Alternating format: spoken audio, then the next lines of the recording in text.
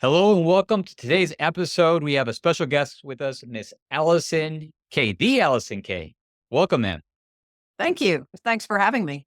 Yeah, absolutely excited to have you here. We recently connected because of a mutual podcast host, Josh Eldridge, who's actually you've been a teacher to both of us. And I heard you speak on a recent expert panel, and I was so impressed by the learnings that you shared with your experience leading live events in the form of retreats. I was like, I got to have you on our show, like ASAP. So I am so happy that you're here today. A little background for our audience. You have a background in health and wellness. You've actually helped thousands of people on their health and fitness goals over the years. You've owned two small gyms, and you're now a business strategist. So you podcast. You've been podcasting for over 6 years. You write. You teach at the college level as well.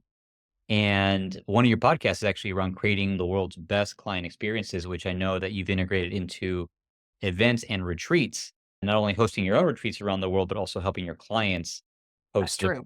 Mhm. Yep, Yeah. that's correct. Yes. Yeah. So excited to have you on here, and always like to jump in with our audience right into the deep end with the value and the golden nugget.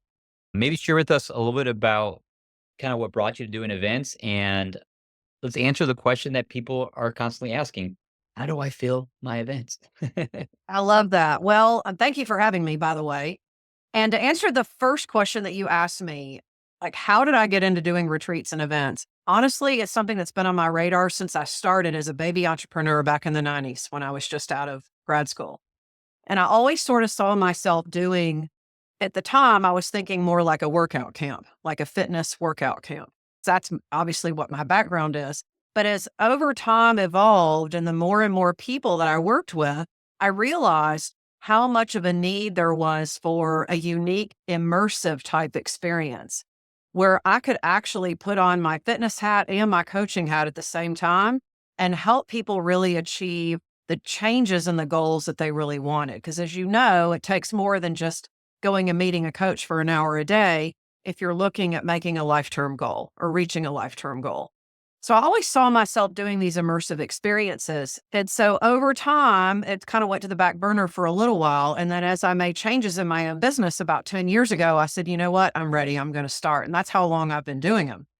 And the second question, how do I fill my event? It's really more about what you're not doing than what you're doing.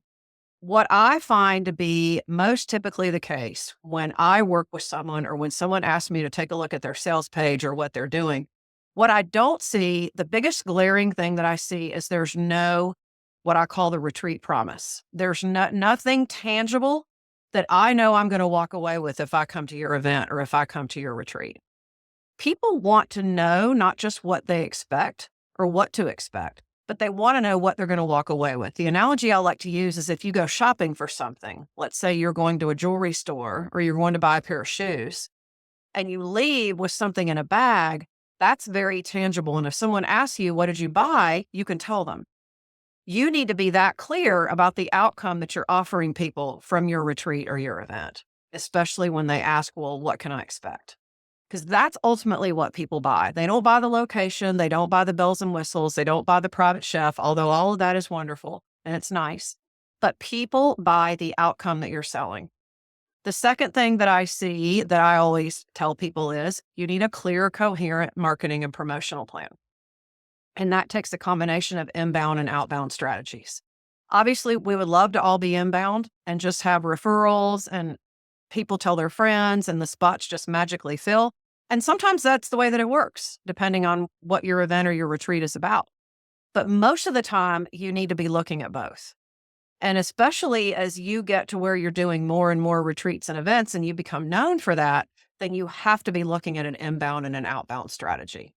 And then the third thing that I see is that there's no real clear plan of what people can expect when they get there. So it goes a little bit further than just the outcome. It's like, what exactly are you going to do? And what does that look like for them? I think the analogy that I used when you and I met is, what's in it for them?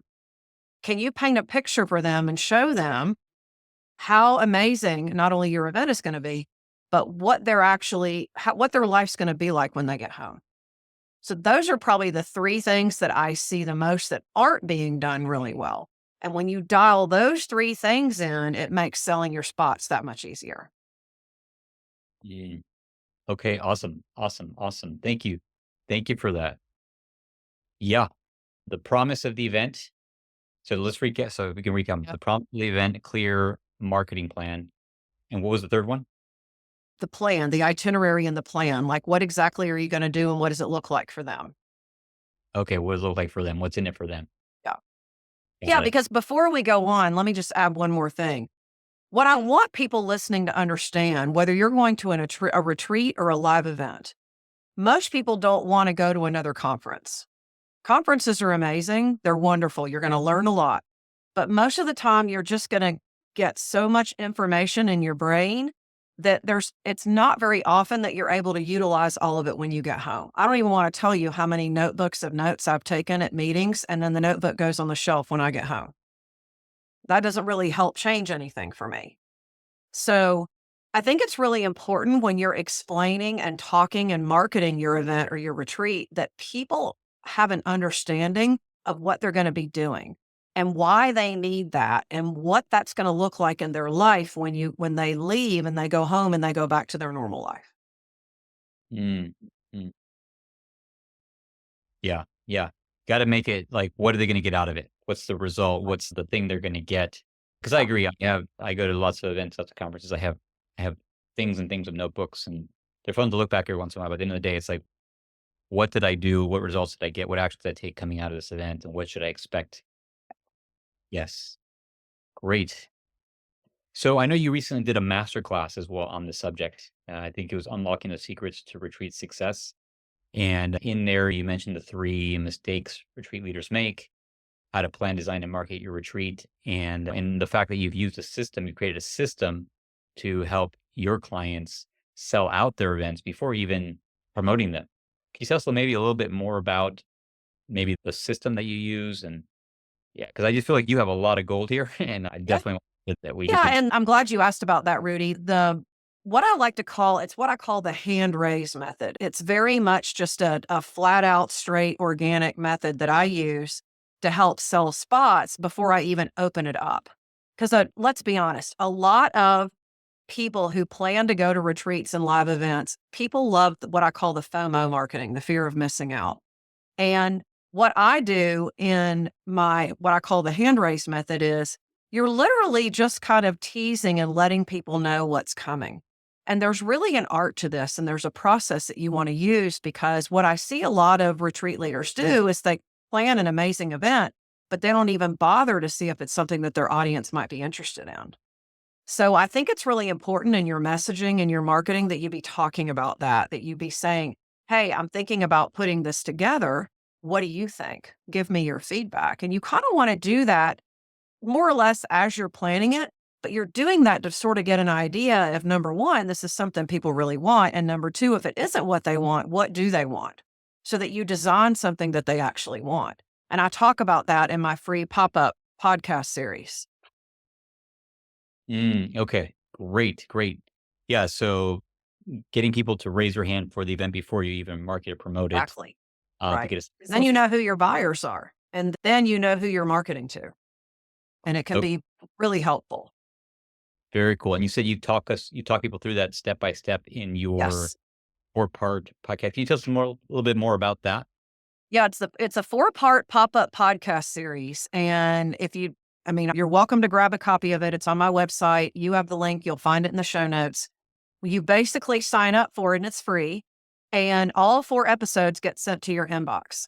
And each one has a worksheet to go with it in which I walk you through exactly this is the exact process that I use in my own business. I give you samples of an email to send, a text message to send, because let's be honest, there's a lot of people that maybe aren't on social media regularly, and you have to have a way to stay in front of them. So it's really just about giving people personal touch points and just making sure that they know that this is coming. Because really, your existing audience is what I call your low hanging fruit. These are the people that already know you, they already trust you. And those are obviously logically the first people you want to be selling to before you start selling. I mean, you can sell to the public too, But you and I both know that selling to people who don't know you is a lot tougher than selling to people that already know you and trust you. Absolutely. Great, great. Yeah, we'll definitely include a link to that here with the show notes and around this video so people can come over to Yep. your podcast and get access to that four-part series as Sure. well as that masterclass that you mentioned as well. So I definitely recommend taking advantage of these resources. I see here on your website that you've run over 30 successful retreats, and these resources are lessons learned from all the mistakes, right? And Pretty reflect. much. Because for people listening, and I know you have a lot of people in your audience who are sold on the event and the retreat experience. And but in the beginning, when we're starting out, sometimes we don't always know what we're doing. And we have to sort of learn as we go. And so one of the reasons I put these resources together for anybody that wants them is that I want people to know that, yeah, I made a lot of mistakes, but I learned from them. And here's what I find really works well. And hopefully that can sort of make the learning curve a little bit shorter and a little bit faster for them. Awesome. Yeah, in this masterclass, I'm just glancing here, the strategies to conquer the fear and the overwhelm, the clear understanding of how to manage all the balls in the air that comes with retreats. And Yeah. I know it feels like because I have one coming up in just Yeah. under a month. Yeah. Insights on how to fill your retreat and hit your profit goals, and tools to Mhm. level up your current retreats if you're already hosting them. So it sounds like there's something in this resource for anyone listening to this, Yeah. whether they're thinking of doing one or they're already doing one. And I know several of our clients also actually have retreats as part of their packages. They'll offer high-end Yeah. mastermind programs, and they include retreats. But I know that in your resources, there's going to be some Yes. knowledge in there that's going to benefit them as well, even if it's the retreat's part of their fulfillment model, how to best. Yeah, Yeah. I'm glad you mentioned that because we actually that's one of the ways that we offer our retreats too, is that my mastermind that I run, the women in my mastermind get 2 retreats a year included. I have a beautiful home on Lake Norman, which is just north of Charlotte, and I usually host it there. But what I find is the combination of digital and in person is really like a complete and total winner. Mhm. Because I mean, you and I both know that the in person is just completely different than being on a screen. But to your point about adding retreats or an in person event as part of an existing offer, whether it be a coaching offer, a mastermind, or whatever, is that it's not just considered part of the experience. One of the things that we've done with that particular model is we've used that as a possible lead generator too. Like I've invited guests to come and join me at the retreat to see if they be a fit for the mastermind. I've invited guests to events that I've done to come and meet me and meet my audience and everything and to see if we'd be a good fit to work together. So it's really, I really think that people are looking for experiences where they can almost like try it on for size and see how they think it feels. Yeah. Yeah, absolutely. Great. Awesome. Awesome. And Alice, I know we're kind of coming back up towards our 20-minute mark here shortly. I'm just curious, any nuggets or tidbits that you feel will be super relevant or helpful for our audience to know as we kind of come to the end here? Like, what's your golden nugget here? I know you share so Well, much. I can probably think of several, but I can give you a couple right now. The one thing that I want to make clear to everyone listening is that and this may or may not be helpful if you've been doing retreats and events for a while, but one of the things that I hear a lot from people is I need more people in my audience before I do that. I need more people in my programs before I do that, and I just cannot say how wrong that sentiment is. I don't think you need a huge number of people in your audience to do an event or a retreat. You just need the right people in your audience. And this is why it's so important to be communicating with your audience on a regular basis and be asking them what it is that they want. If I did this kind of experience, what would you like to see? Mhm. I'm thinking about doing this experience in X location, wherever that is. And here's what I'm thinking about doing. What do you think about that? And I think you can be direct about it, but at the same time, people love to feel like they're contributing and people want to feel like they're important too.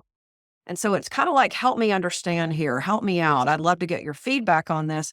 I think it's absolutely genius. I do that every time I'm looking at a new location for something. I go to somebody who's been with me on a retreat before and say, hey, I'm thinking about this. What do you think? Mm, mhm, mhm. People will tell you what they think if you ask them. Yeah. Yeah. I actually did have that experience a couple of months ago with one of my existing partners, business partners. I was like, I'm thinking about doing this retreat. How would you design it so that you would want to come to this? Yep. And he talked me through exactly. And then I went and got some, I didn't do exactly there, but I got some ideas and incorporated it. Yeah. And then I followed up with them and I shared with them. And he was like, yeah, I'll be there. Right. So I was able to It figure that. makes a big difference because then when people see you offer it, they identify that that's something that they want, and they're much more likely to raise their hand and say, I want more information, which is really the whole point of your marketing is that you want people to raise their hand so you know who you're talking to. Exactly. Yeah. Yeah. So, Awesome. yeah, Yeah, as simple as it is, get people to raise their hand before you offer it and do the yeah, market research, find out what people need. And I'm thinking back to something I remember a mentor once saying. It's a very simple tagline, but it reads, find out what people want, go out and get it, and then go give it to them. yep, exactly. Yeah, find out what people Yeah, want. give them what they want. They ask Yeah, for it, give it to them. It's that simple. And follow yeah, through. Follow through with it just because it's the right thing to do. yeah, yeah. Awesome. Thank you, Allison. This has been wonderful to have you on here. I look forward Right? to sharing those resources with our audience as well. Again, Yep. uh, go ahead and check out Allison. Her website's here somewhere near the video or recording.